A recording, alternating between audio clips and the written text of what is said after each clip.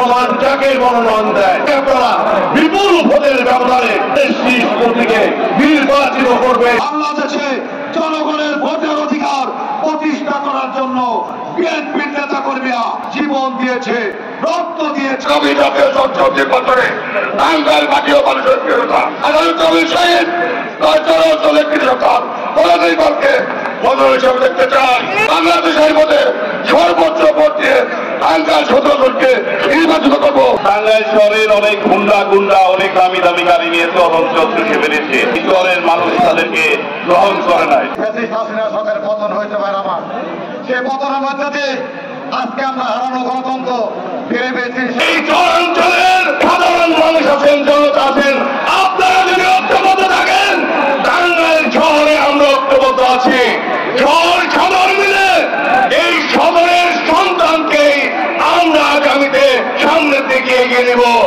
ছেলেকে আমরা সদরের প্রার্থীকে নির্বাচিত করে ইনশাল্লাহ ঘুরে বেরবো। আপনাদের এই অঞ্চলে একজন নেতা আছেন, আপনাদের এই চোরের ভোট নিয়ে প্রত্যেকবার উনি নির্বাচনে সিনেমিনি খেলেন। উনি টাঙ্গাইল জেলা বিএনপির সাধারণ সম্পাদক। ওনার আরেকটা পরিচয় আছে, উনি কিন্তু আমাদের দলের সন্তান। 17 বছর যাবৎ আমরা ভোট দিতে পারি না। আমরা বলতে চাই অবিলম্বে জাতীয় সংসদ নির্বাচন দিতে হবে। রাস্তায় বসে নয়, কোন টেবিলে বসে নয়, সংস্কার যদি করতে হয় আগামী সংসদ নির্বাচনে যারা সংসদ সদস্য নির্বাচিত হবে তারা জাতীয় সংসদে বসে সংস্কার সাধন করবে। সংস্কারের নামে নির্বাচন পেছানো যাবে না। যেমনি ভাবে শেখ হাসিনা বলতো আগে উন্নয়ন তারপর নির্বাচন, আজকে বলা হচ্ছে আগে সংস্কার তারপরে নির্বাচন। বাংলাদেশে জনগণের ভোটের অধিকার প্রতিষ্ঠা করার জন্য বিএনপির নেতা কর্মীরা, বিরোধী দলের নেতা কর্মীরা জীবন দিয়েছে। সবার আগে নির্বাচন দিতে হবে। আগামী জাতীয় সংসদ নির্বাচনে আসন থেকে যিনি মনোনয়ন চাইবেন আপনাদের এলাকার কৃতি সন্তান জেলা বিএনপি সভাপতি হাসানুজ্জামান শাহীন এবং আমি অ্যাডভোকেট ফরহাদ ইকবাল, আমি মনোনয়ন চাবো।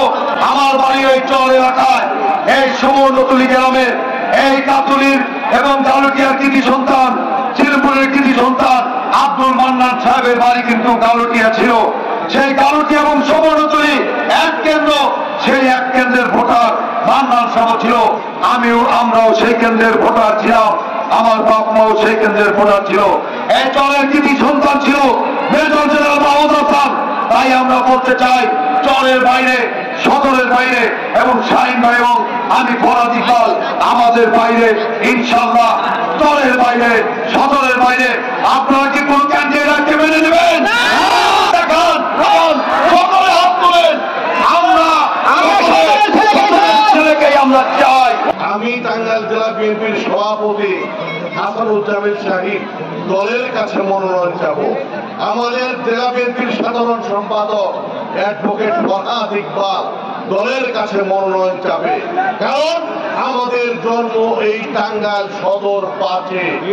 সাথে বন্ধুরা, এই 5-এ আমরা কোন বহিরাগতকে আমরা এই 5 থেকে নির্বাচন করার পক্ষে আমরা মত দিব না। আমরা এই পরিসর থেকে আমাদের নেতা তারেক রহমান, দেশনেত্রী বেগম খালেদা জিয়া এবং বিএনপির হাই কমান্ডকে অনুরোধ করবো, আমাদের যারা এই সদরে জন্মগ্রহণ করেছে আপনাদের পাশে যারা সুখ দুঃখে লেগেছে এবং আগামী দিনে যারা সুখ দুঃখে পাশে থাকবে তাদেরকে এই মনোনয়ন দেওয়ার জন্য আপনাদের মতামত ব্যক্ত করবেন প্রিয় সাথী বন্ধুরা। এবং আগামী অল্প দিনের মধ্যে বাংলাদেশে একটি জাতীয় সংসদ নির্বাচন অনুষ্ঠিত হবে। সেই নির্বাচনে আমি শাহীন এবং ফরহাদ ইকবাল মনোনয়ন দেব। হাইকমান যাকে মনোনয়ন দেয় তাকে আপনারা বিপুল ভোটের ব্যবধানে ধানের শীষ প্রতীকে নির্বাচিত করবে।